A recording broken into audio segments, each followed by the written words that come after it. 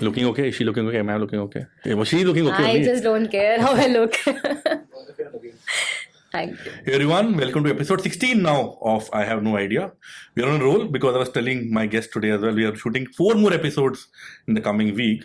My guest today is Radha Rengachari. Radha, welcome to the show. Thank you so much. Thank you so much. So Radha is been a very interesting profile I was following for some time now on LinkedIn. She is the CEO of a company called Spectra. Am I pronouncing it correctly? Yes, Spectra. So after a initial, I think 3-4 years of working for other companies, she moved into running her own IT company as a CEO. Quite a heavy term, Radha. I'm still figuring out what is the role of a CEO is. Yeah. That's the truth. So that's why I wanted to speak to you and understand, hey, the CEO term sounds very impressive and very heavy in that sense. Let's understand the person behind it. How does it make you feel? Let's start with that. You are being called the CEO of a company. It feels scared because it kind of reminds you about the responsibility. Right? So I'm an accidental entrepreneur. Okay. So to be honest, I didn't know that I became an entrepreneur, and I started a company for 2 years after I started doing it. So it was one of the legalities requested by Zoho to partner with them. So I registered a company. That's all I knew, right? I was 2018, I was hardly 25, 26 when I started the company. And overall, I had only 5 years of experience. And I had quit like 6-7 jobs. So I didn't know what I was doing. So for me, the first years and 2 years focus was I wanted to be a freelancer. So it kind of felt a guilt when I did not earn anything or give back anything for about a month and a half. So I just wanted to start earning and not stop that money coming in. I wanted to be independent. I didn't want to take money from my brother or anybody. So this was one of the requirements. I think it's exactly been 6 years since the Zoho interview happened. Wow. So I had the interview on November 30, 2018. So tomorrow 6 years is when the one person called Tonia, it's because of her goodwill she approved it and we are here today. And so first 2 years I didn't know anything, so I was super scared to first hire my first employee, because that time he asked, he was a bit experienced in Zoho working with another partner. He said, I can join you for 20K, we'll build it together. Nice. I was super scared, right? And I said, at the time I was even scared that I turned down the offer saying I'm not ready to hire anybody, because then I'll become responsible for your career also. What if it does not go well, right? I don't know. I didn't have any vision. People generally ask even in an interview, no, what is your 5-year goal? Correct. If you ask me today also, I don't know what's your 5-year goal, right? So I don't keep a goal for 2 years, 3 years, kind of go with the flow. So it took me 2-3 years to understand what I got myself into. So even today, if somebody introduces me as a CEO, deep inside what feels is, do we really qualify to be a CEO yet? Right? Sometimes you put these names and other things just for the LinkedIn for people to find you and give you business. Otherwise, you don't really qualify as a CEO yet. There's just a long way to go, and we just keep learning. No, that's an official answer, Radha. What about you as a human? In late 20s, early 30s, somebody calling you CEO makes you feel good as well, no? Yeah, there's one incident which made me... In relatives, some marriage, something, some family function, you're flexing? No? That's a different topic. We'll come back to that later. So there's only one incident where it really made me feel good. So I wanted a car. Never knew anything about cars, and suddenly one day after COVID and everything, I thought my parents would need a car from now on. So I kind of did everything, made that profit just to buy that car for 10.5 lakhs that year. And I'm not a person who likes loans or other things. So we paid a full payment, and it was supposed to be delivered on my birthday. So somehow he knew from my documents saying that my birthday is in September. They tried to deliver it by my birthday, but it did not work. 3 days later, it got delivered, and I took it to my hometown and registered. I'm not a fan of having fancy numbers or paying extra for it. Every penny matters. But surprisingly, it came back as CE0578. I did not know it. And then my mom was suddenly like 2 days later, did you notice the number? It says CEO 578. I'm like, nice. So that's one thing that I still felt. My friends, I was telling to my friends from my school days, day before yesterday, also night, when I tell them and I showed them the car and everything, they were like, see, it says CEO. That's the only small trivia that I feel good about it. But otherwise, officially, it always feels a little scared that you're not qualified yet to be that. But you mentioned, I think when you were 25, 26, you registered your company. Yeah. I would say 90%, 95% plus 25, 26 years old will not even know how to register a company in the first place, right? Yeah. how did you get to know the information in the first place to make that move? My father helped me a little bit. So every time I tried lot of things, what I tried, every time I try to make that as a business or try something about it, my father will pull me back, right? So he always had the end of the rope to pull me back to get into a proper job and everything. Okay. When I told this, he will also say, let's see how the call goes. They were never positive when that happened. But then after the call happened, I told him, this is what it is. They're asking to register a private company with directors, with 3 people and all that. He was like, you know what, I have all the documents ready. I spoke to the lawyer already. Oh, nice. So all the papers are down in the TV table. Like, I was really shocked. Are you really doing this for me? Do you really trust me? I said, somehow you've been good at this. Let's try it out. And even if nothing works out, I'm fine with it. And then the other thing that they gave me was when I told you about the 20,000 rupees where he asked. So that time I told him, somebody's asking me like this, what do I do? He said, we'll give you the money for 6 months. Try it out. We'll see how it goes. So, but I did not take that support. I was scared, but he kind of took care of some of the things. And then there is other startups like Vakil Search and everything, right? So I had 6,000 rupees in my bank account. That's all I had. And that's the only first and last negotiation I've ever did in my life. So I usually don't like to negotiate. Okay. So I'm as a CEO, you don't negotiate, is it? No, I don't. Okay. I don't. So if I see value for money, I'll buy it. If it's not my budget, I'll look at something else. I don't like to negotiate much. Sure. So I said, I don't want to negotiate, but this is all I have in my bank account. And that was November 30th, right? The last month for his sales closure. He said, you know what, I'll do it for 6,000. And that's how it started. So I have not negotiated anything after that, but I did go through all the compliance and everything. Because when that fear drives you, you read about everything. You don't want to make a mistake, right? So I then read about it and my parents were helping me. So, but you were fearful to, let's say, take a first employee because of the financial burden. Why were you not, or what was your situation when you moved from job to an entrepreneurial journey in the first place? A salary, I keep telling this, a salary is a drug as well, right? You get used to getting a salary, and moving away from a salary to a more abrupt kind of payments in a business is not easy. And when you're young, you like money coming to your account every month and you want to spend with friends and things like that. What made you get the courage in the first place to kind of make that move? That's true, but see, I never had a commitment. Nobody asked me to send me money every month. It was just out of my curiosity to send something to my mom, right? So that I still do, whatever happens. So, and when I quit Freshworks and joined Zoho, I took a 40% pay cut. Why? Because Freshworks were paying more, which I also know, right? For a 5 years experience, they were paying more at that time into the startup culture itself with the funding and everything. Right. But Zoho is more of another culture, and they were also outside of the city. So this is inside of the city. So cost is also less. And there are other perks that you get. So they're not that kind of a, they don't have some intentions on paying high people and then rising it all up and then suddenly bringing it down. That wasn't the norm for Zoho. So I just wanted to learn more. If I knew one product here and I got so many opportunities and I felt so good about, I could do all of these things. When you go to a company where there are 40 products, right? That was the only driving factor. And I did get enough payment even when I was in Zoho. And as a habit, when I tried all of the other things, I always save some money. Either I do a course for that year that out of my bucket list that I want to try, or I travel. So before joining Zoho, I did a travel for London, Scotland, Dubai. Oh, wow. For about a month. So then every time I make sure I join another job completely bankrupt. From the money you saved up in your earnings. So either I take a loan, repay, or I save and then I travel. Don't mind me asking, are you from a very rich family or something? No. You don't send your parents money? They don't ask me. They don't ask me. So we are self-sufficient. We are definitely a middle class, but we are self-sufficient. And after I joined my college also, my father moved to village. So the cost of living is really less. Are you an only child? No, I have a brother. What does he do? He works in Bank of America. Extremely different characters. So he's never like me. So very highly intellectual, highly data driven, highly factual driven, very frugal, or frugal in the sense careful for every penny that he spends.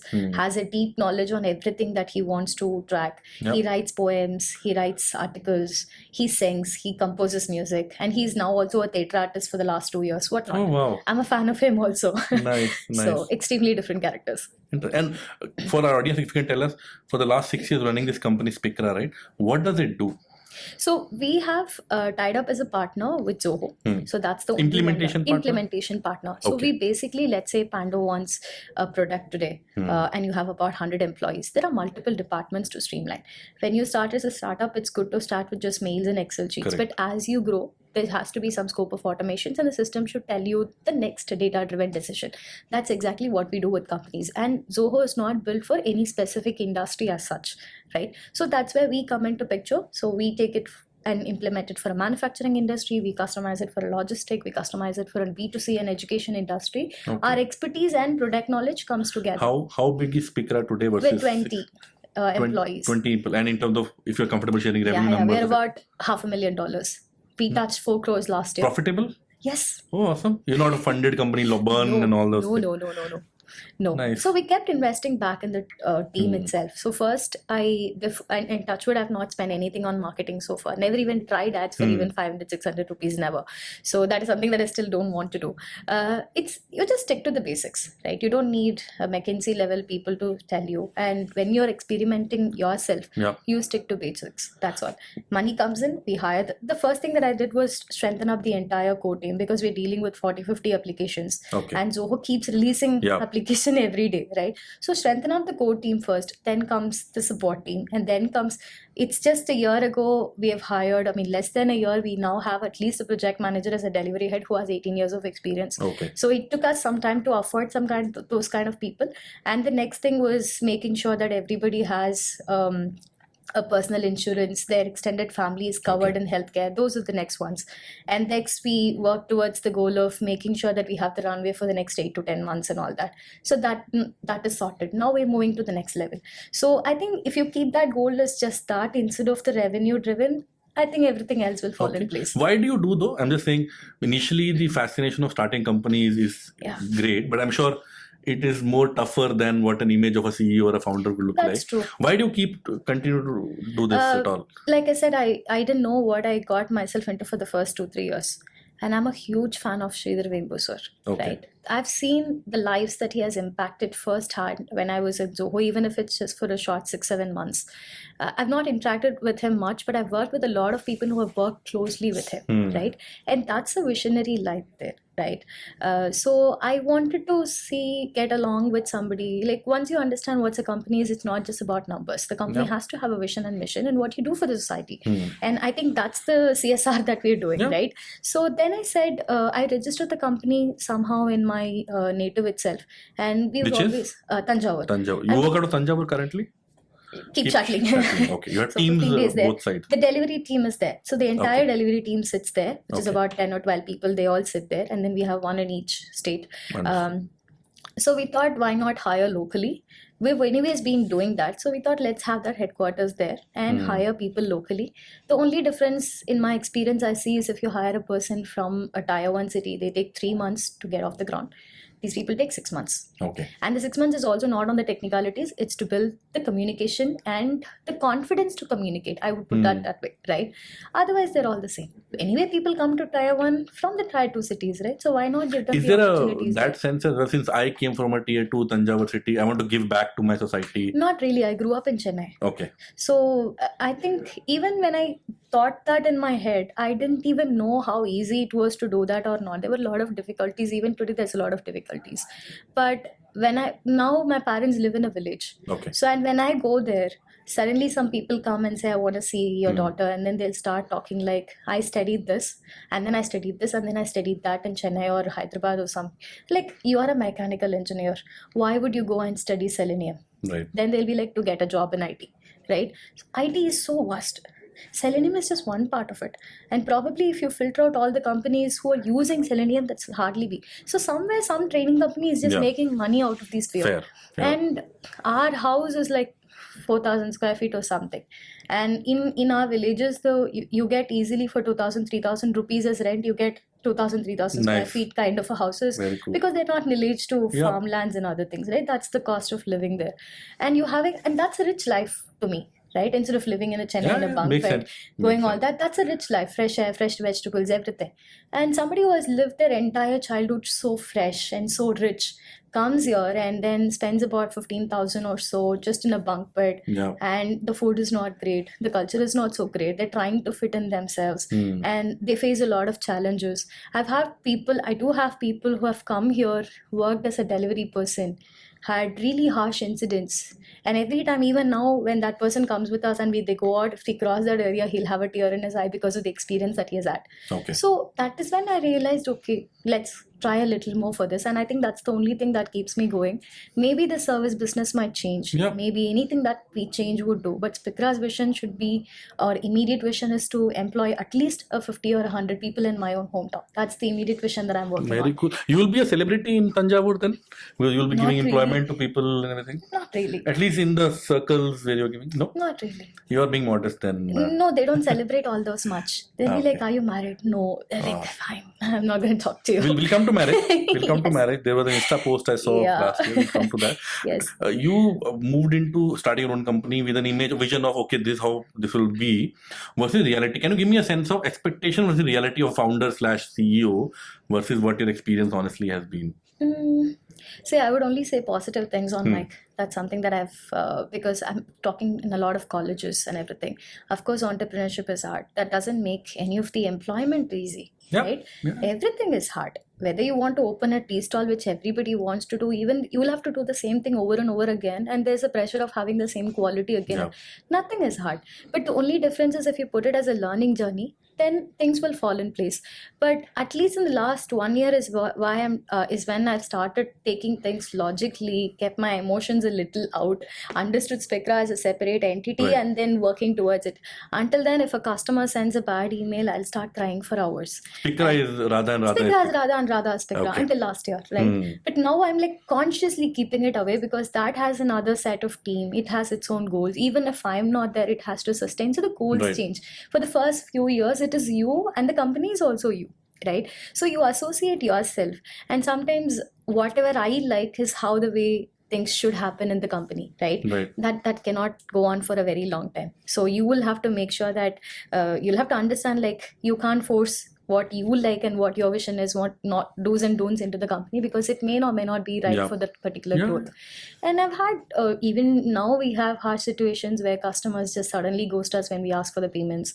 Those are there, but I think that's a part of the learning. Were you leading people in your job, or leading people Never. came new to you as a CEO? Never. That's the biggest learning. So I'm still learning that. I'm worst. I'm a people person, I would say. Okay. But I can never judging is not the right word, or I can never understand the personality or the characteristics of a particular person, because I think that is important for you to know that who can fit for what. If somebody is thinking everything is doing that simulation in their head, they could be a brilliant solution architect. Yeah. If somebody is understanding the tech deep inside and has a curiosity to go trace back and identify the root cause, they're a great support person, right? That is something which you can't figure out in an interview. I've worked with 2 or 3 years. I've hacked my teammates. Even still now, if you ask me, I don't know where to put that person or what's the best quality of him. So I would always shy away from that opportunity. I have I wouldn't say mentored, but I've onboarded, I've been an instructor, I've been a trainer for freshers or interns in the companies that I've worked with, but I've never got into an interview. Even if they asked me to come and take an interview, I said no. That person's career might change, the opportunities might change, and I don't want to be the person who's changing things in his life. Right? Maybe when you're 23, 24, that's all you think, right? They're all your friends. Yeah. That's all you know. So I think that's something that is still learning. That's the biggest learning. Why do we see a very few women in entrepreneurship / CEO role? Do you agree with me, first of all? And then if yes, yours is a standout case. I will not, at least in my research, able to find more profiles or more experiences like yourself. Why is that so? I do not agree to it. It's just that there are women CEOs, and maybe not in tech. That is something which we don't know yet, right? Today we have LinkedIn, people like me speak up, and we are open to voice out. And that's also a challenge that I initially started overcoming. I wanted to get over the fear of writing. And if you look at 5 years from 2019 and all my posts would be at 1 o'clock, 2 o'clock, 3 o'clock at night.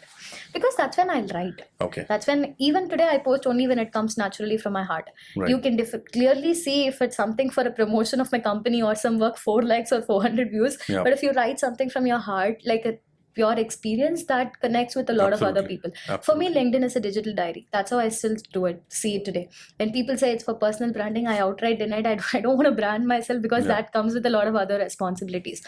So there are a lot of CEOs. If you look at, there are, I've recently come across somebody in YouTube who moved from Tamil Nadu to Kerala, and she started making snacks, and now she kinds of makes about, as a profit, she makes 30-40 lakhs every month, right? And she's been doing this for 10-12 years. Nobody knew. They've done that, right? So if you go down south, or if you go in any state, anything, there are a lot of women entrepreneurs. It's just that there are more into MSMEs and they're not considered as a business as such. People don't consider that as a business, right? And it's also, see, today I don't have a pressure. Nobody asks me what is my revenue. But if my brother had started this company and it's already been 6 years, everybody would have asked him. It's just a culturally different thing, right? I think you would agree to it. So the men are more pressurized than the women. The women pressure is on a different side. I have seen when let's say a lady is starting a business early on, a lot of people brush that off saying it's a hobby. Exactly. Same thing a man would say, oh, it's a business and tell me numbers. Exactly what I'm trying to say. Even today, nobody asked me. Tamil la sollona, papa edo pannudhu, avanga pannipanga. Tamil theriyadhu madam. I'm just saying. So they'll be like, she's doing something what she likes. Let her do whatever she likes. That's not considered even as a business. The hardships are not talked about, or they're not proud of it. The family does not want to promote it. But if the men starts, there's also comes with responsibilities. They're also very happy about it. They boast it, but that gives a lot of pressure to that men also, right? And somewhere this could be a sensitive topic, just my views. At least what I've seen in my hometowns, that's one of the hardships that we face also. We hire women, they're not allowed to come to offices. So we give them permanent work from, even if they're just 2-3 kilometers away from the office, and they're in the same city also, and they work for 6 months. As soon as their salary goes a little above what the area norm or a village norm is, they're immediately forced to get married, because giving women so much of money at this age is not good. I've seen this also happening to a lot of people. Then they'll be like, you do whatever you want, take a permanent work from home job, you're not allowed to go to office. This is one of the biggest challenges that I think a woman, if it's earning more, they'll marry her off sooner. Exactly. That's true. I've seen it. It happens in my own village. I lost one of my friends because of that recently, but I'm happy that she got another job and she's in a permanent work from home.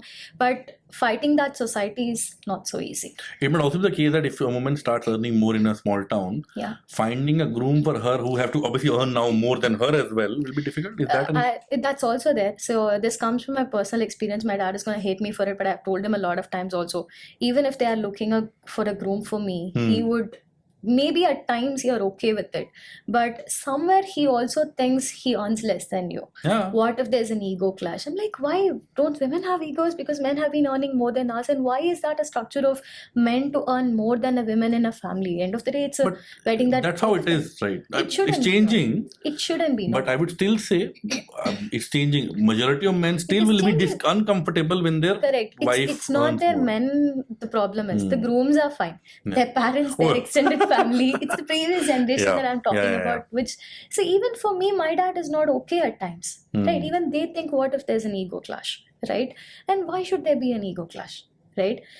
If the man loses a job, obviously the girl go for the work, right? If she loses the job, that can be difficult. One of my friends, again I'll not name her, one of my friends is earning decent salary for working for the last 5-6 years.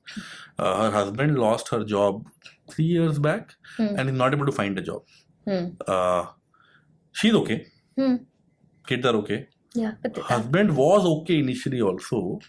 But now the pressure, the friend circle, the family circles, it is not great for the husband's mental health. Actually, the kind of trauma he's being given, not by immediate family, but by random people who don't really care about you any case as well. Exactly. And it's also common that when does a man eligible to go for a job? As soon as he graduates, right?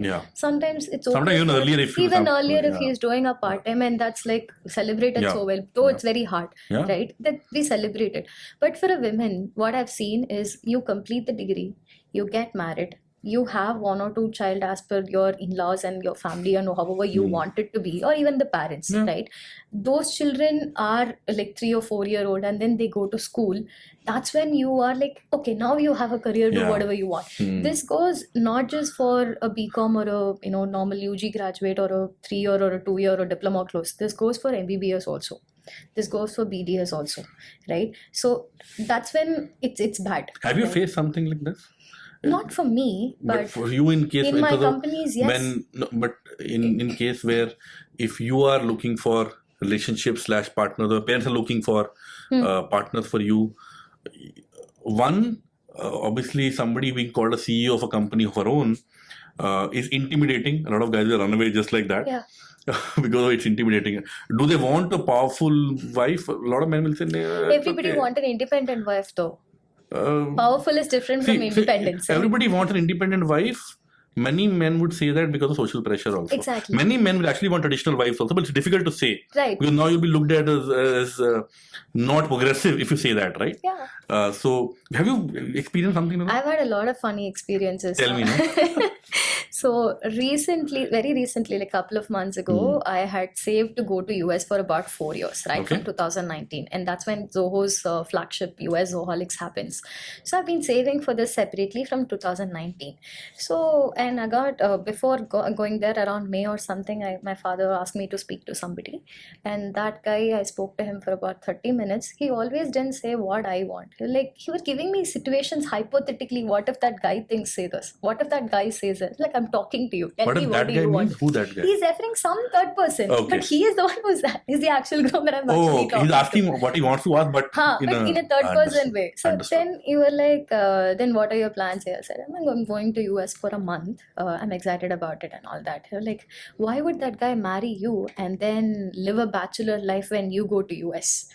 And I'm like, what are your hobbies? I said, I also play guitar or something. I'm like, let's for sake, you assume that you're playing for A.R. Rahman and he's taking you on a world tour and you just got married yesterday. You have to leave tomorrow for another 8 months. Yeah. What would you do? Like, obviously I'll go. Won't the girl live a spinster life in that case? Correct. So this is when it gets really funny. And I'm gladful that my dad is very, we have this kind of a heartful conversation and we're like, done about it. Yeah. But sometimes it's very hurtful for them also because of the societal pressure. Maybe things would have been different if they live in Chennai, right? But because they live in a tier 2 city and also in a village, it's like an everyday walking conversation. Like, anything happened today? Anything happened today? They're not asking your daughter is doing so well, be proud of that. I got my first award this Saturday. You posted about it. I saw it. Yeah. He was not happy about it. I went to my aunt's house and I showed her. She kissed me and all that. And he was like, somebody randomly asked, like, when is she getting married? The whole day he was only worried that I'm not married. And maybe he would have been happy.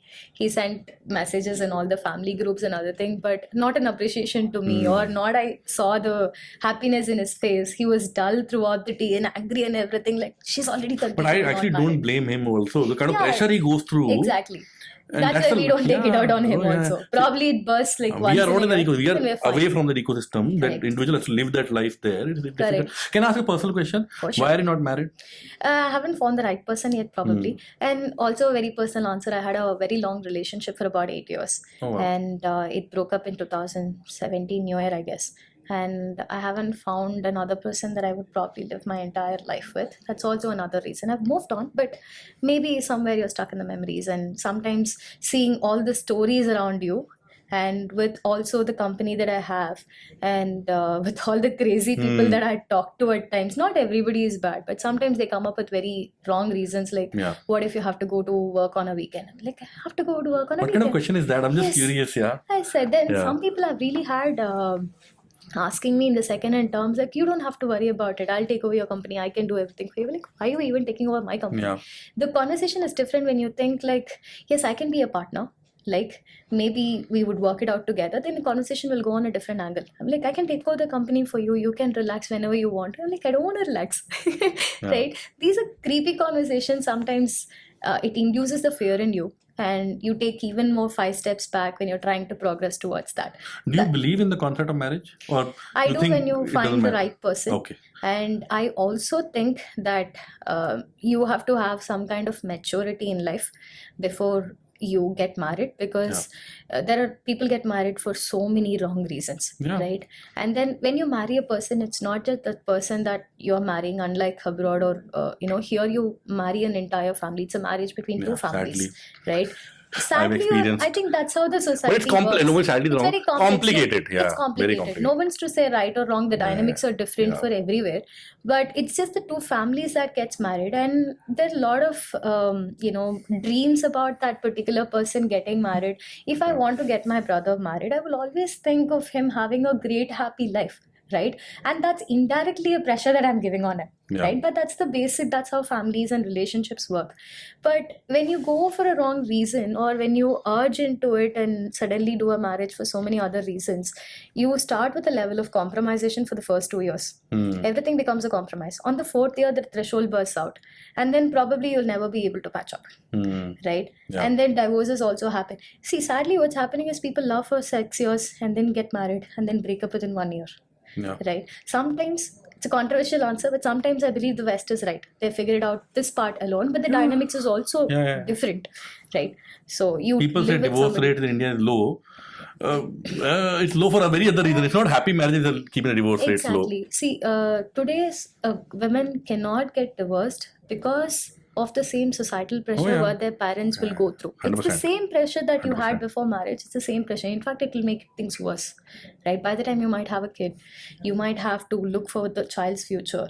But sometimes there's agreeable level to everybody. As far as it's not a physical assault or you're mentally torturing that child, things are fine. You take it out for the child, you fight between yourself, comes to a compromise, put up a happy life outside somewhere, it's fine, right? As far as you're not tampering your mental health too much and you're agreeing it in a logical way, it's fine. But it's not that easy, no. That's when it's scary. And I'll keep asking personal questions. You can stop me wherever. Please. You said 8-year relationship. Yeah. Right? That's a very long time. Yes. I had an 8-year relationship as well. I end up marrying the person, and now we are touch wood 9 years. 9 years married. Also next week is our wedding anniversary. Now I'm thinking some podcast scheduled my wedding anniversary also. I forgot. Hey, December 6th, my wedding anniversary. I've scheduled one podcast that day. I'll have to cancel this one. We'll cut this one also. My wife will see the podcast. Oh, she doesn't see the podcast. But obviously we had our ups and downs in relationship and in marriage. I will not say it is a smooth ride by any such imagination. So many times we've had crazy conversations that we've thought it really worth it or not, and many times across the board. You now, 2017 you mentioned, right? It's been 7 years now. Yeah. How difficult is heartbreak and how difficult is to move on? It's been 7 years, you're still talking about it. What worked for you? I still don't know what worked for me. Have you moved on? Right? Yeah. Because is that a right answer to give, or that's the truth answer to give? That's the truth answer, because you can't get stuck with your memories for a very long time. It's not good for you, and it's not good for the other person also, nor the people around you. Right?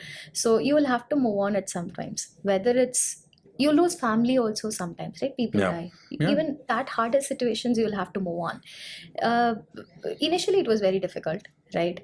But then the reason why I still talk about it is today, as soon as people break up, the first thing that they do is smash the other person's character throughout everywhere.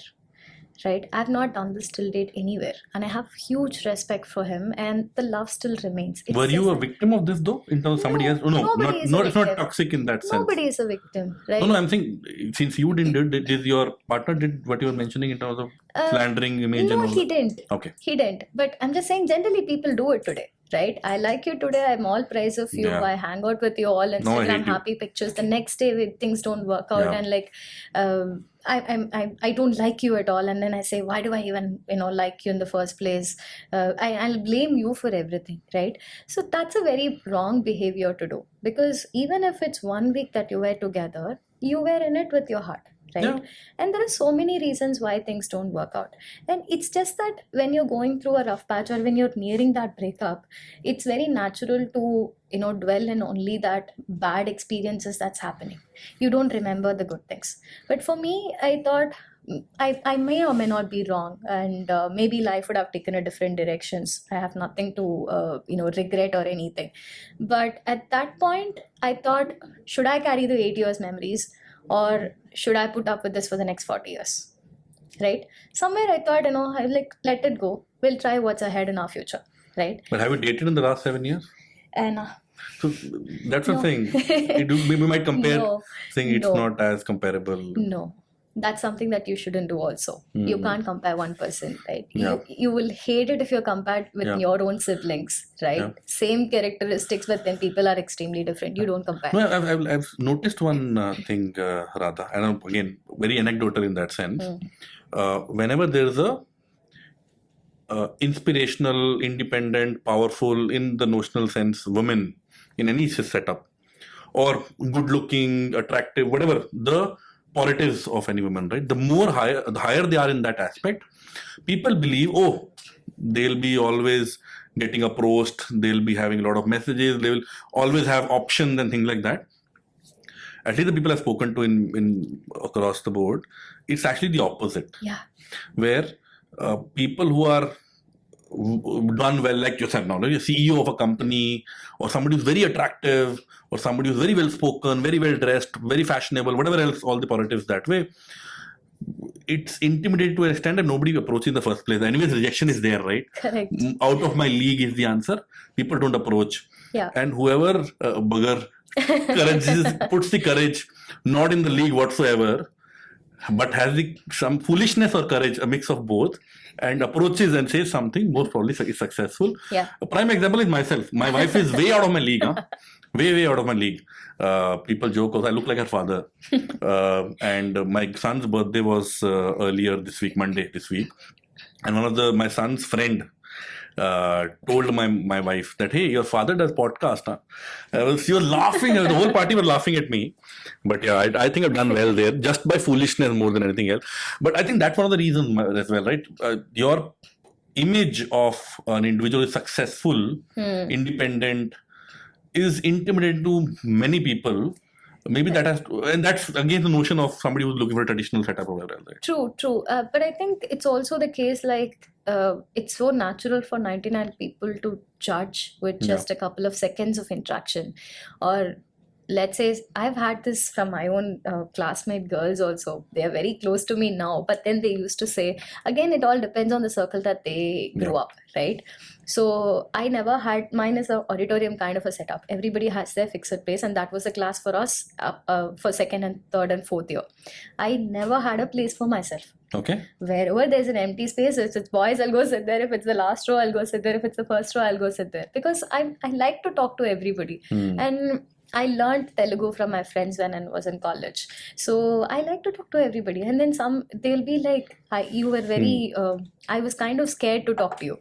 Because you're very outspoken, you're very running, you're going here and there, you're very chaotic. So, but today she's the best friend that I have ever since my college, and she's been my backbone. But then over a time, people also change. And it's a very conscious effort that you'll have to put in saying, I can't judge you with just this half an hour of interaction. You're way more than what you're talking today, right? That comes with experience. So, with respect to relationship is concerned, or coming back to your question on how did I move on, initially it was very tough. I would not even enter the area where first 5 years, 6 years, it was a long distance relationship. Okay. It was only the last 1-2 years we were in Chennai together, and probably the last 1 year we got to meet a lot. But that's the beauty of that childhood love, right? You mold yourself for each other. Yeah. If I know that somebody likes something, I'll do everything. If I don't know he doesn't like it, I would change it. And same would be reciprocated from the other person also.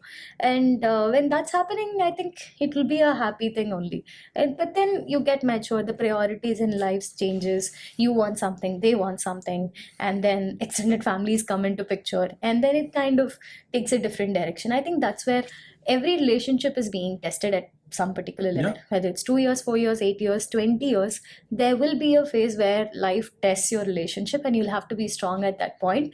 Coming back to the core of why I love this person and why I wish to be with that person. I think that's where things go wrong. Fair. So, I was speaking to somebody today, again, not naming, one of my team members only. And she's in a relationship. She's 22 years old, something like that. And she was thinking, I'll marry this person 3 years later, 4 years later. I was telling her that, hey, one, is too early to be in comment who you will marry. Honestly, your preferences will change in life. Your parents will have an influence and all of that.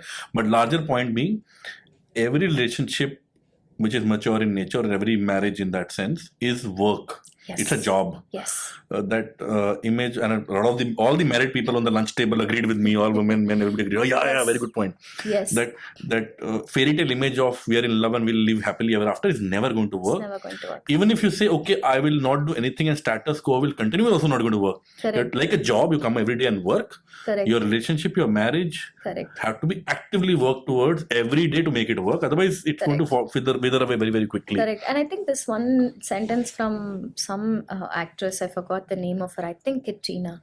She says, when I get into a relationship with somebody, when I tell him, make me happy, that's a pressure for the other person lifelong, whether it's male or female. But that's what happens. The reason I get married is you will keep me happy, all right, and I'll keep you happy. If it comes naturally out of love, that it's fine. But somewhere when that organic thing goes away, and then like, you're not taking me out, you're not doing this for me. Earlier you used to do this, now you don't have time for this. That's when things break. How are you able to talk about these things so openly, Radha? I'm just I'm impressed because. Whenever you decide, if and when you decide to get married, this person would obviously know now this Radha had a relationship. That's a problem for me. I'm very open about it. Sometimes my dad also says, why are you telling this to everybody that I'm asking you? This is the first point that I would talk.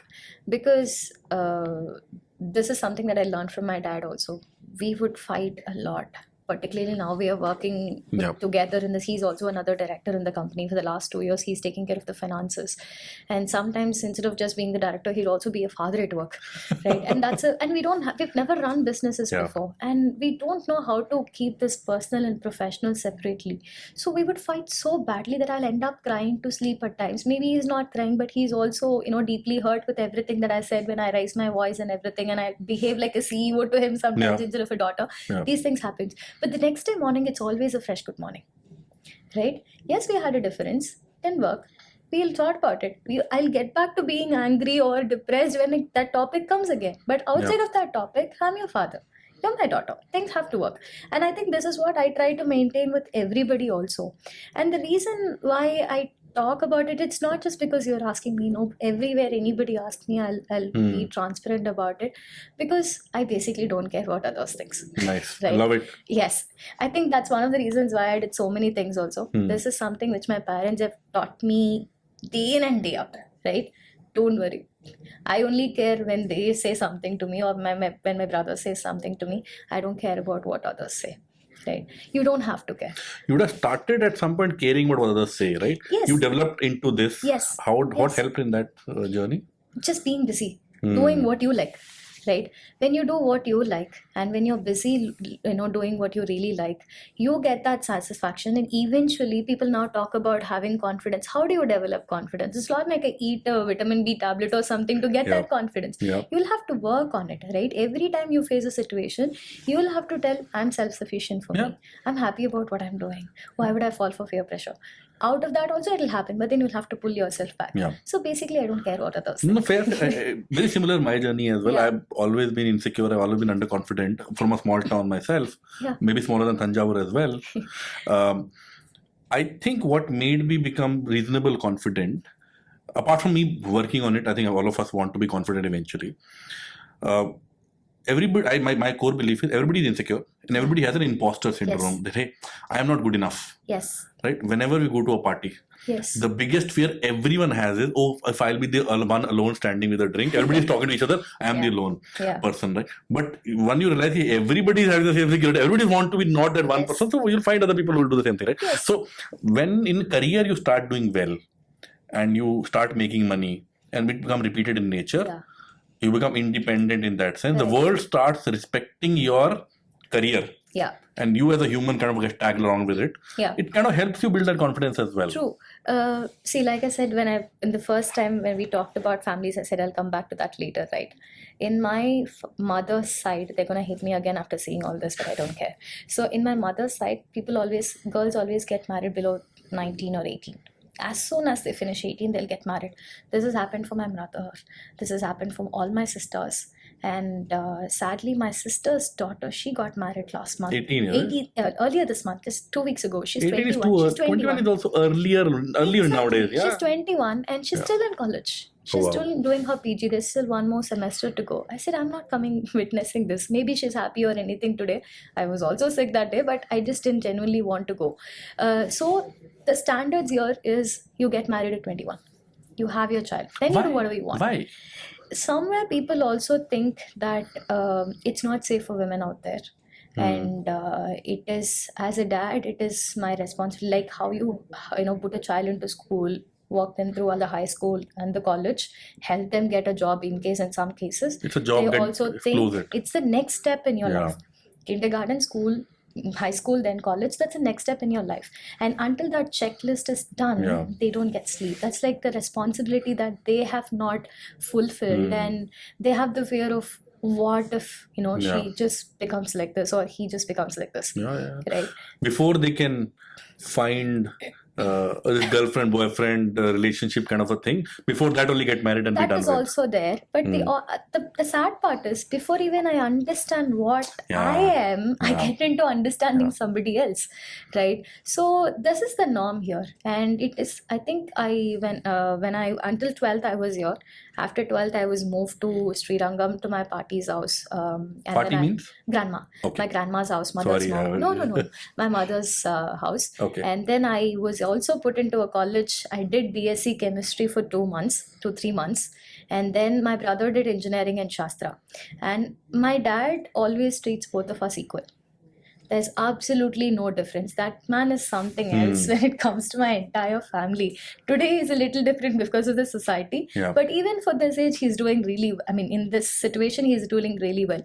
So he had to literally fight with my grandma to put me into an engineering degree. Okay. Right? Because I'm not good at studies. Okay. I've never crossed 80%. Right? I failed in my 11th standard maths. Oh. I hit the papers also. So he still fought for me. Yeah. He came to my grandma's house. He almost fell at her feet. Right? I said, today your daughter is kind of dependent on me for so many reasons. I don't want my daughter to be dependent on anybody else. I want her to have the same opportunity what my son also has. It is up to her to study and get on life. That's up to her. But it's my duty to make sure they get equal responsibility, equal opportunities.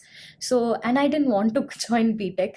I was very happy. I had my friends and all that in the college that I was doing. It's an all-women college, by the way. Okay. They don't allow in a co-education colleges also. Okay. So he kind of fought for me, and he had, after convincing my grandparents and my mom and everybody, he had to convince me. Yeah. So he kind of talked throughout the bus from the Trichy to Tanjore to Kumbakonam. He spoke to me for about 3 hours. I kept crying because I did not like that change. But then when I got my first job, and I still thank him for that, if not for that IBM, my career would have been something else. Right? I might not have the opportunities to do anything in my life. My career would have taken a different shift. So for that, I'm very thankful to him. But this is how the setup is. Like my families or my mother's family, there are so many other families also. They believe in it. Yeah. Right? Somehow they're being taught to this. Yeah. Right? It's not their fault. Good also. intention, I'm sure. Good intention, but it doesn't turn good for everybody. Yeah. That's the bad thing. Yeah. I saw one Instagram photo, right? Can you talk about that a yes. bit? What was you, Yeah. to give reference, and I'll put the photo here as well. You were dressed up, again, lack of knowledge, as a bride? No. You were dressed up. I was dressed up in sari, with all those and everything. fully makeup, everything, kind right? of a bride. Yeah. Okay, giving a sense of Giving a sense bridal of wear. Yes. Why did you put that photo? What was the Two message? things. One, I was turning 30 that year, Okay. right? And everybody were like, she's 30, she's 30, she's 30. Life is gone. Nobody is going to talk to her. Nobody is going to this. Never going to be a groom. You're out of the market basically when you're about 28. So I Yeah. was out of the market, and they were all very scared that I'm setting a wrong example for all my other cousins. Oh, That still does. That still happens. not a great example of being a No. CEO. and this No, and that. I'm a very bad example even today, right? So I thought, even at that point, I also wanted to have a life, right? 2 years ago, I thought maybe it's the right time that I settle down also. Because of the peer pressure and I'm reaching 30, that kind of fell in me also. Then I said, just for that reason, you can't get married. Yeah. I'm like, okay, give me the next groom. Whatever it is, I'll accept my life. Then I can't just go for it, right? Thought, okay, what if I dressed up like this? right? That's every girl's dreams of being herself in that particular dress, in that setup and everything, just for that. All this hype is about that one beautiful day in that life, no? People spend 50 lakhs, 60 lakhs for that these days, and there are new startups coming to just fund the marriages these days. It's very scary. So I wanted to do that, and two, I had the fear of camera. Right? Sometimes I want to overcome that also. So for video, it's fine. I just don't care. But somebody is consciously taking a picture of me, I get really scared. So, and I've never put a makeup on my face. I don't do that at all. So I wanted to see how will I look if I put a makeup and if I wear all that jewels. And that was my mother's sari. Oh, wow. So that sari is about 30 years old.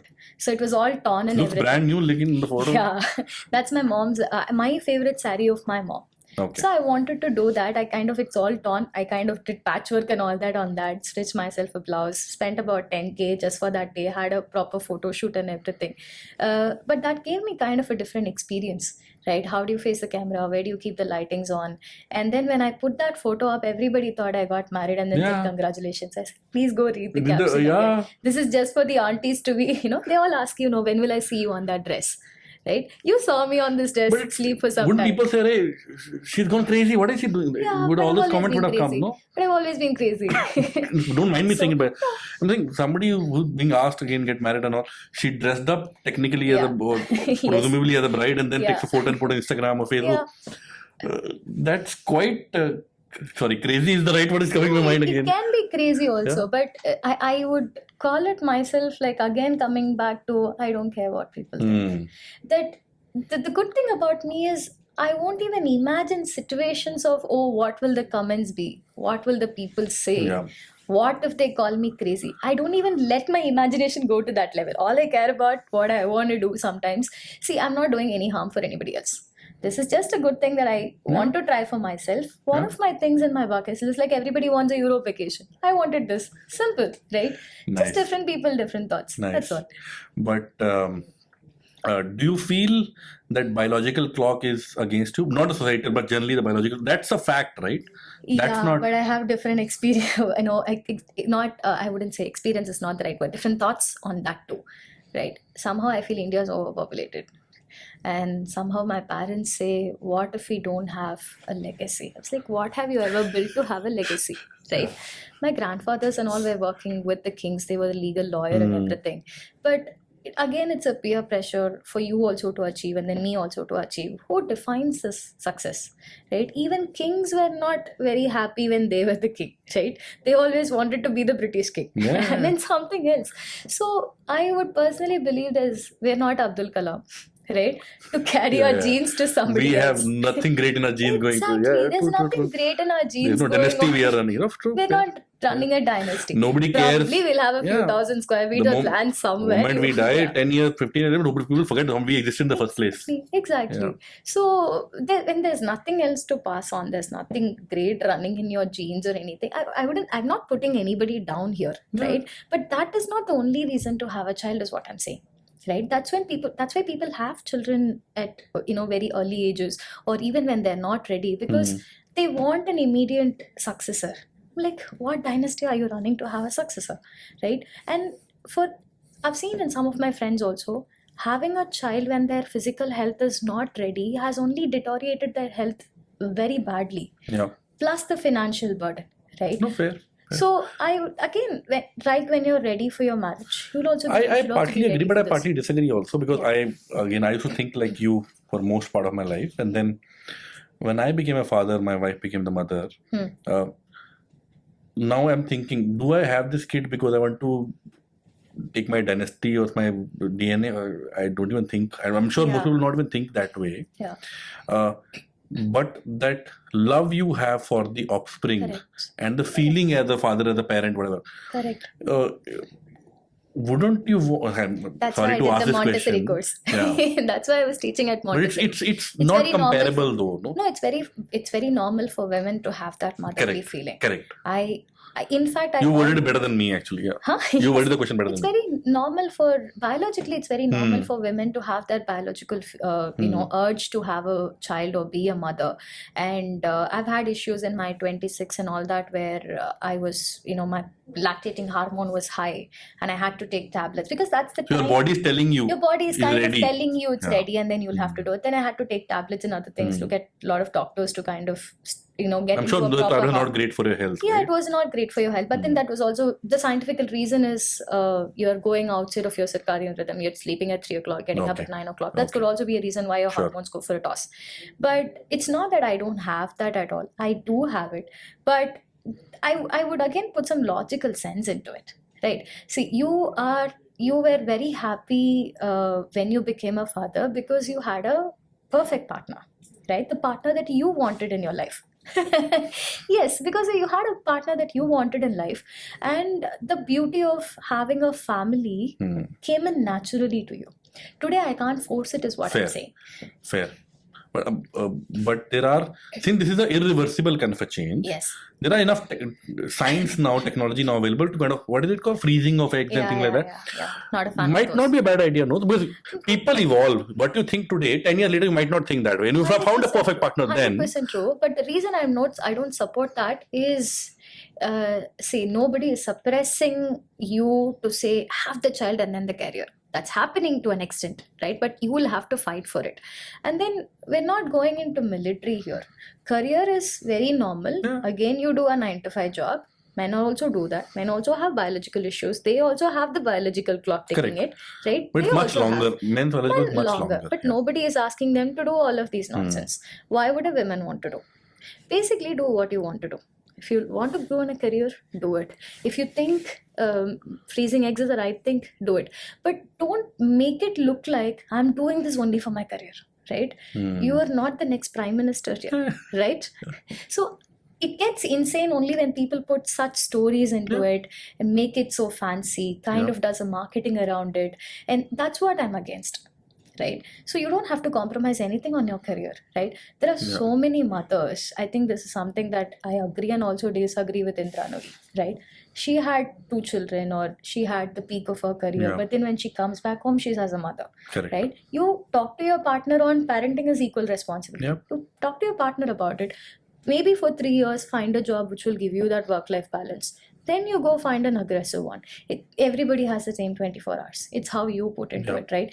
What I hate is the marketing thing around saying, this is my prime time, this is my career and all that. There are issues here and there, but again, it's you who have to get over it. It's like an what you insurance. want. I think technology is more like an insurance. Yeah. That when you are 40, 45, and your perspective changes in life and you want to do different, maybe then you want to become a mother, then at least there's an option. Correct. That's I thought technology has brought. Yeah, the reason of, I think everybody has their personal reason to do it or not, for sure. What gives you happiness, Radha? Lot of things. This. Talking. I mean, this. The mic. Yes, I'm a huge fan of this. You're an ex-RJ, right? Yes. Tell me about that. That kind of started when I was in college. Again, I kind of had a lot of things when I tried on, basically when I wanted to get over some kind of a fear, right? I was into all the organizing teams ever. And the reason for that is we were in a long distance relationship, I told you. So at the end of my 12th standard, we met. That was also only through text. 12th standard, teenage. Yes, at the end of 12. Oh, yes, wow. that's a teenage sweet 16 kind of a love. Wow. So we were in the same tuition, different batches. And then I moved on immediately. Right after my school, Who proposed? Huh? He. Okay, sure. Yeah, he did. Over text only.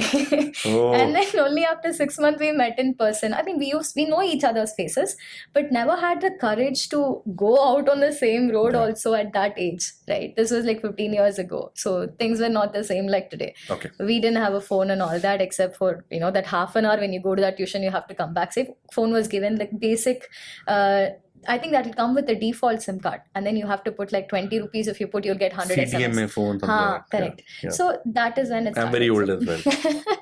So then I moved to Shastra. Okay. So I was in hostel also. So every year we'll have two major inter-college thing happening. One is for the tech event and the other one is for the cultural events. So he would come for that event because that's when outside college people are allowed to come. So he would come in some department of the tech and some department. He will do something of that sort in his college, get the permission and then come here. Those days it was very difficult. So if I had to spend those 3 days with him, I would have to some reason to come out of the college and then spend the whole day with him. Otherwise, people are going to ask me, why are you sitting with this guy? This guy is not even your college. College was very strict back then. It's not like it wasn't normalized this much. And so I need to have that tag of an organizer tag to do what I want to do. Right. So I started, becoming an organizer in most of the clubs, and I would do everything to the whatever until that event, and then I'll tell all my seniors, next 2 days don't disturb me. I'm doing all this work for 18 hours for you only because I want this 2 days off and I want this tag to go where around sit with him. That's how all the organizing things started, and I did this throughout my college for every 3 years, and that's the only time we would meet. Otherwise we won't meet. So that's when I also wanted to, when public speaking started, I didn't know English, and it's a college where you have multiple language speaking people and English was the common thing. And I think until 2014 or 15 I still didn't know to speak much of English back then. From that less than 10 years then? Yes, less than. It's only you are speaking so well. Only 2015 after starting working with Freshworks I kind of learned it. Until then I would stumble a lot. So then I wanted to try out RJ thing for the mic, and first let me speak where nobody sees us. Right? Let's be behind the scenes and try to speak something, learn how to speak naturally on all that, then go on stage. That's how this started. So then after college, I worked with IBM for a year. Came back here because Bangalore was too cold. That's the only reason. Too cold? This is one thing we will never agree on. Because I'm from Punjab. This 24 to 30 degrees is not cold. It is kind of warm only. I'm a proper Chennai person. For me, 28 is freezing. So that's the only reason I quit and I came back here. And I was working with a small company as an analyst. Next to the same company, like a co-working space, the next room was TechZone 56060. So that's the, back-end SMS operation team and voice recording team for, music channels like Sun Music. Do you remember the days where you say SMS 56060 and then they'll play the message? So on radio or on TV? That will come on TV. But the company who would run those messages recorded the back-end thing. That was next to me. So I said, why not I try some voice artist kind of a thing? Because one of the aunt was in Tamil cinema dubbing artist for a very long time. So I thought, let me try this. And they kind of liked my voice. And then, do you remember this? Thank you for calling. And then it'll have a space. Then it'll say, Hanideep Singh, he's currently busy. And then it'll say, thank you for calling, he's currently on another call. All this in local language. I used to dub for all this. So those are the happiest days of my life. Work here and then go dub there, work here, come there. So then I thought, okay, let me, again coming back to that bucket list, RJ is the first thing that I started my bucket list on. So I did a complete 6-month course, understanding everything. You did a course itself? Yeah. Okay. I would not, think even for a second to spend on anything that I want to learn. Whether it gives me the enough money back or not, I've still not making money out of what I've paid. But I think I would always spend on what I want to do on those bucket lists when I want to learn something. So that 6-month course on every weekend gave me very beautiful friends and most happiest time of my life. I was 21, 22 then, and I kind of roamed the entire city. On weekends, I used to go to Rangnathan Street and everything, do OBD jock, take the mic. People recognize you on the mall or whatever road? Because RJ is popular, no? It's the coolest job in town at that time. Yeah, it is still. RJs and VJs around. Yes. This is 2000s we're talking 14. about. Right? 14. RJs and VJs are cool jobs even now, but then also I'm sure. Yeah, but then there was a lot of competition also. See, even today, there are RJs who have worked in the same radio station for 8-10 years. People don't know them. There's one RJ Palaji people know. There's one Suchitra they know. There's one Sulabha they know. It's very rare that people, become a mass hit and then they go on to that next jobs. Right. So I did that, and then I had 2 full-time jobs. Then by the time I'd also switched to Freshworks. And, RJ, what were you doing? I was working in 8K radio which was doing what? Morning show, evening show, something like that? first I started with evening shows, and Okay. later on I recorded over weekends, and then I was doing the morning show. What do you do in a show? You talk to people live, we call do all me, of this. Yeah. call this number, play some We song. do all of it. See, Oh. the toughest part was the entire RJ thing is telling you, like, you have to be very live updates. You have to read the newspapers. You'll have to Traffic on this road. that never worked for me. Huh? Even till date, I have not read one newspaper, one page also completely in my life. That's a very bad quality also. I'm not boasting about it. It's just that that's kind of paper kind of scares me sometimes. Okay. So I don't read the newspapers also. So I didn't fit into anything of what a typical RJ job is supposed to do, right? So then I found this, it was also from my mentors. So they opened this Tamil only specific radios for people, Tamil people in the US. Okay. So we have to record in the US time at night. Oh. In Senator And live Road, we had a played studio. there. And then there's 3 zones: EST, CST, PST. So you have to be live in all these 3. So Nice. first you start with the earliest one, then that goes on as a live one for the next set. So if you're taking calls, you'll have to be awake until 4 o'clock. Do you remember any intro? Huh? No, I'm not doing any of No, those no, now. no, you have to. Please, no. You remember, right? I do, but I don't know. I don't want to Don't do want that to do? now. I don't want to, tamper my chances of being an No. RJ again. Hello, welcome. None of that. I do a very poor job of it. No, I keep it very subtle. I don't know to do all those also. Let's hear it. I think we'll try it again. Okay. No worries. Yeah. No worries. Okay. So I'm just trying to recollect what I did in my college, right? So we would say, welcome to Shastra's radio, 7K's radio, 192.168.1.7.2. You're tuning in on VLC Media Play. This is me, Radha. At 6 o'clock, you'll be hearing me until 7. And this is what I'm going to talk about. We have Gokul, who is with me, our senior from mechanical engineering, 4th year. He's going to tell me a lot about aerodynamics today. That's something that he's interested in and learning and preparing for the upcoming seminar or something. So that's Wow. yeah. You're something. just being modest. I don't know. I don't remember. And just like that, you gave a 30-second monologue like this. RJ, speaking of fashion, you are very enunciation. You're think speaking I very keep it clearly. I like to keep it subtle Yeah. because I don't believe in suddenly raising your voice. But you are and going pronouncing down. each word in the way it should be pronounced. Not like me, I'm gibberish, I'm doing eating words, eating pronunciation in between all that. I don't know. Very Because cool. that's the thing, right? Earlier Very we only cool. had VLC Media Player. People don't even know VLC Media Player. I know, And that traffic cone wala sign. correct, the traffic orange cone sign, and then you put the specific I keep IP telling how address my to old I am play. in the... I am equally old. So you put a specific IP address to go to that channel, and then you listen. It's all. Even I think you can't track who's listening to you, right? Yep. That itself is a good thing, right? Nobody knows you. No wonder that you have so many talking engagements which you do, and so many, obviously people should Google her name, or you put on YouTube, there's a lot of videos which will come through as well. Not only that, obviously you have a lot to share because of your experience, but you speak really well as well. You're able to put Thank them in you. words very nicely, Thank which is you. great as Thank well. you. So no wonder, I'm not surprised whatsoever. Thank And you being saying I'm camera shy or whatsoever, that's a lie. I don't Because know. you've been very natural that Yeah, because way. I'm not looking at the camera, I'm looking at you. I hardly look at it. Yeah. Cool. Yeah. Are you insecure about...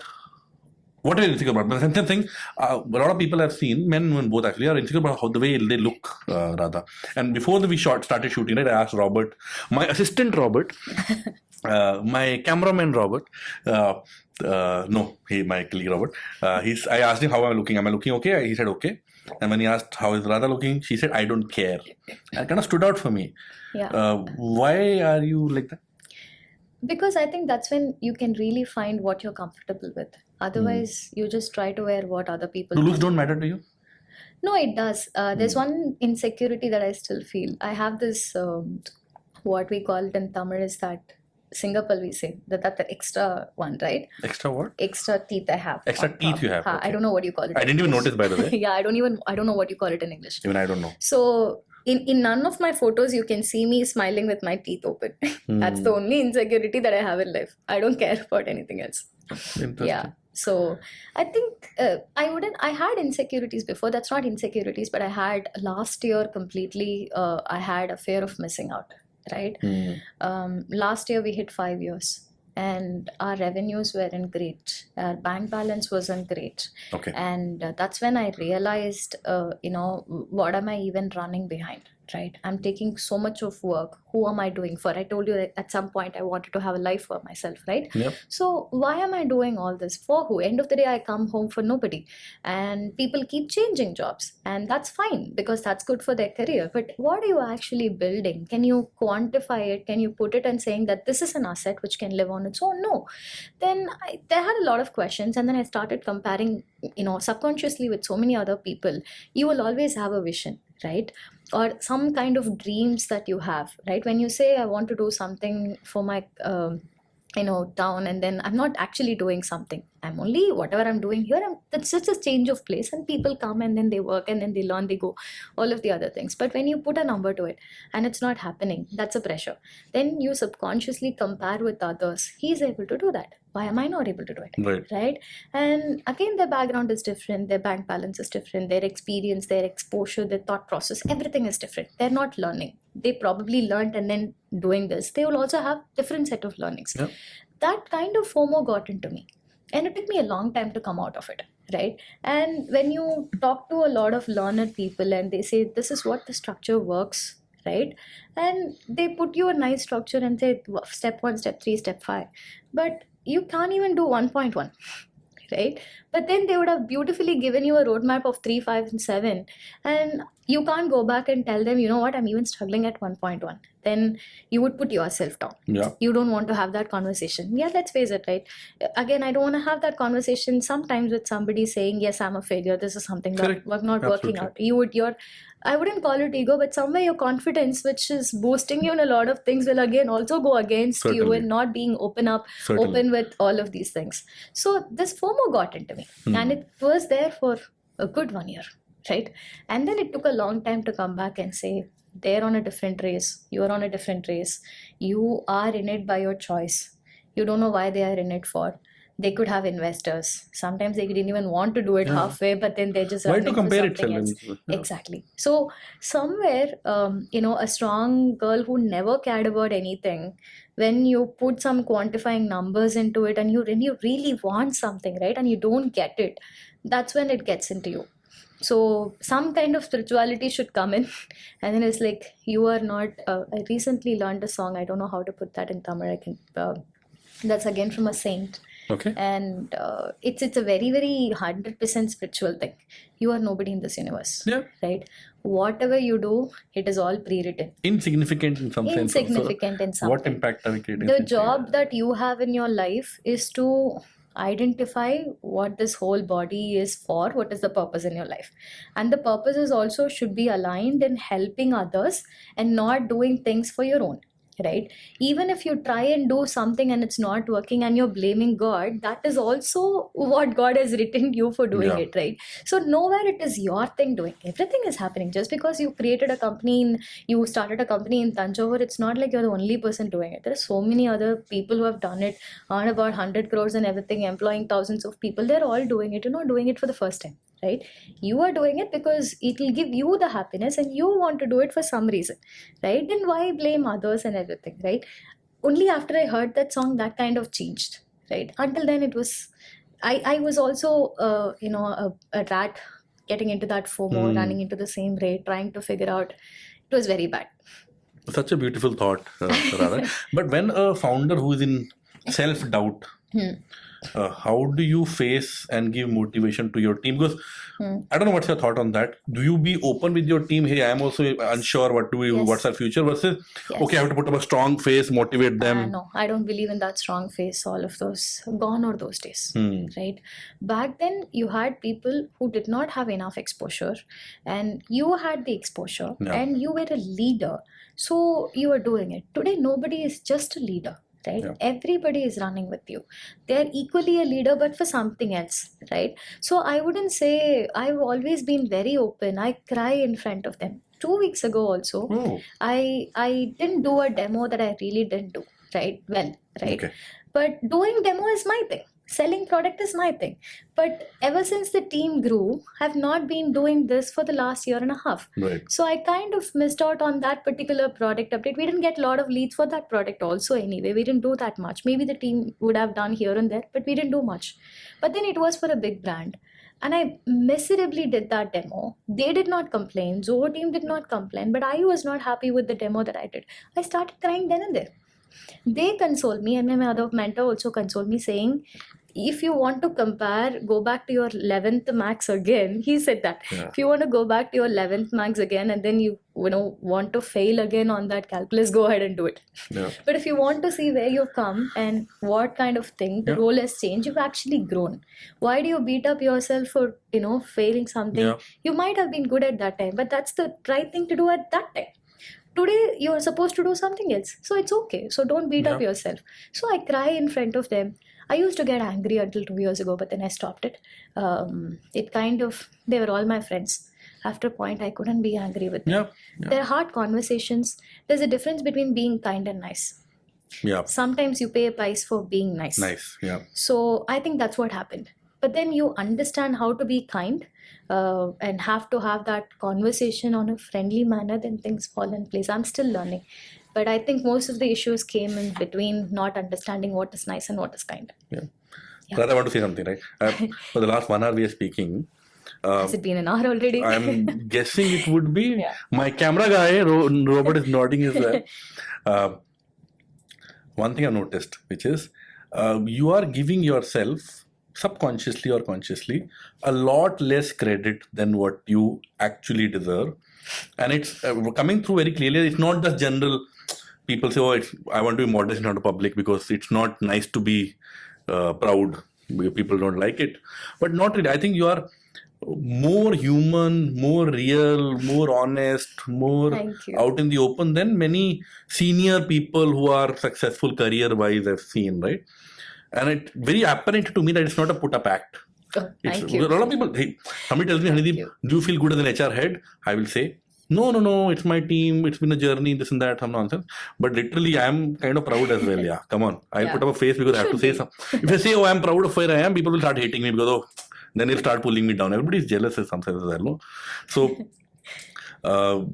in your case, seems to be very opposite to that and comes very genuinely that way. But I do want to give you an advice as well. Yeah. I think you should give yourself a bit more credit. I think you've done so well, and you are such an inspiration to a lot of people. I'm sure conversation like this and more will make you reach a lot bigger audience as well.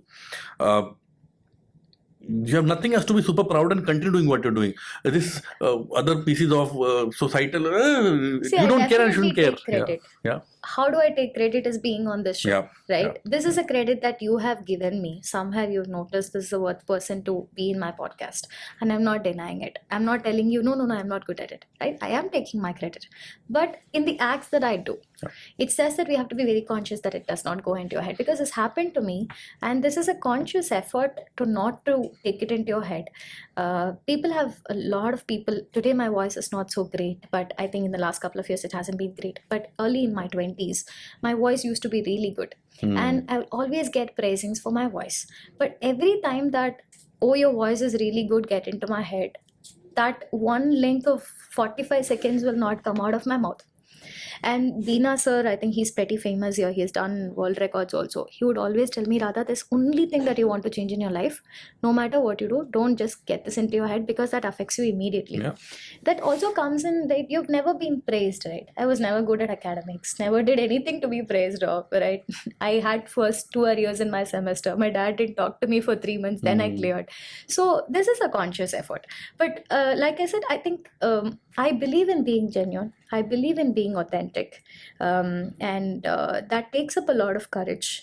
That's the only thing that I always work on myself, right? But all the other reasons are different. But only when you're genuine, when you're authentic, and you work only on goodwill, you attract goodwill also. That's all for selfish. right? So you attract goodwill and then you give out the goodwill. And I'm not very religious. I'm not very, I don't go to temples often. I don't believe in worshipping every day and all that. But somewhere from my yoga experiences, we say yama, niyama, asana, pratyahara and all that, right? That is something that I practice. That is my phone wallpaper also. When some customer does not pay me, usually it'll be very frustrating. Yeah. Today I'll be like, maybe somewhere in my previous, incarnation, I had to, I don't know if that's the right word. Maybe in my previous birth, sorry, that's the right word. So in my previous birth, maybe I owe him something. I'm paying him on this behalf, right? If he is cheating me, maybe the karma will give him back some other day, him or her back in some other day. I think that sense of spirituality is something that I practice. And people are supposed to be authentic, right? Yeah. Not everyone is though. They should be. Yeah. I think at least for their own peace and happiness and a great sleep, they should be, right? Yeah. Wow. How do you feel? I speak a lot. You speak well also. Thank so you. It's a pleasure to listen to you as well, Radha. Thank you. How do you feel in the last, again, I'm hoping an hour or so of conversation. Do you think we've covered everything? Anything else you want to talk about? No, How their I'm experience very been? happy. This is a very different interview that I've always given, right? So there was the recent interview that I gave for one channel, and I was not happy with the answers myself. They asked me all economics question.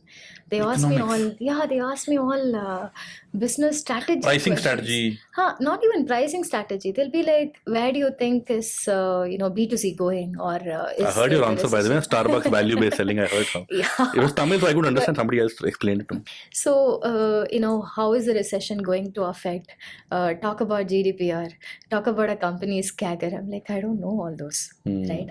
I tried to give some answer, but then I told them, please cut it out. It's not the right answer. They were thankfully good enough to cut it out for me, because that's not the right answer, right? Somewhere somebody following it shouldn't get the wrong facts, fair. right? And I tried to attempt it, but that didn't go wrong. Right, I agreed it on the show also, but thankfully they edited it out. So it's not that you always speak about somebody who's a CEO. They're like, all these are there, right? But nobody associates with the person behind what they're doing it. So I'm very happy doing this show. I think I've never had this kind of a personal conversation with anybody ever. So it's a little therapeutic also to thank open you so up. much.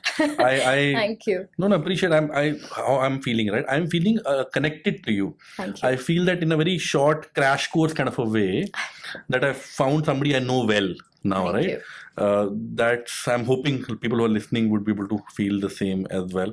I'm very happy. I'm very Thank you. Privileged to you're saying worthy enough. I think you making me worthy enough to be coming to the show in the first place.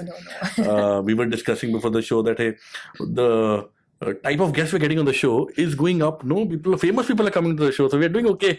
Baby steps in that direction as well. But thank you so much. I had so much pleasure listening to you. You've been so courageous to talk about the personal things so openly, and that takes so much courage. You talked about your father. I think there's a lot of him bringing up the way you are, a lot of influence, a lot of impact the way it is. My mother too. I think people generally give. I think this is something that I want to correct in myself also. I've talked about a lot of by my father, but never gave enough credit to my mother. Okay. But I think I should start doing those also. See, it didn't come in our previous conversation, right? I said sometimes parents. Very few times I said mother. I think I never said mother. I said parents or father. Correct. But it takes a lot for my mother also to be. Sometimes she tells me that this is the life that I wanted to have in my 18.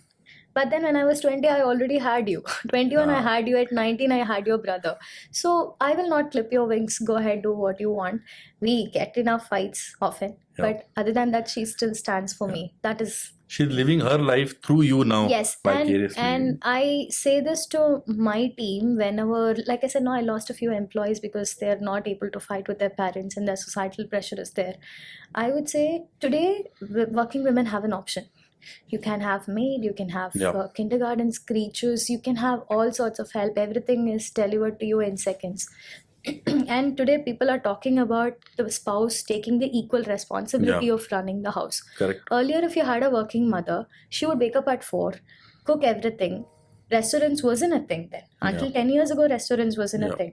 So I've seen people in my own friends, father's friends, family and all that traveling 1.5 hours in the morning, 1.5 hours in the evening.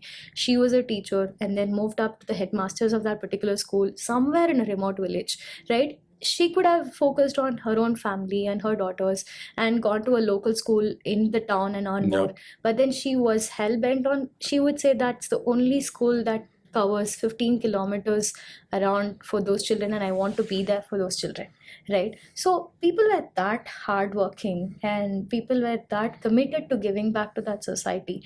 Today we all have options. The Yeah. previous generation did not. For sure. And it is kind of our responsibility to make sure that next generation gets an even more comfortable, safe spaces than what our parents had. So if we fail to do this, right, then it's all their hard works will go in vain is something that I feel. Yeah. So true. Very kind you are. Hey, I forgot your name. What the hell? Radha ji. Hanji. And repeat that dialogue again now. The whole story has left. I'm saying now. You're very kind, Radha ji. It you. will nothing again. Very happy. Very Thank you. content. I feel connected to you. Thank you so much. Thank you so much. Really appreciate you coming down. Thank you so much for having me here.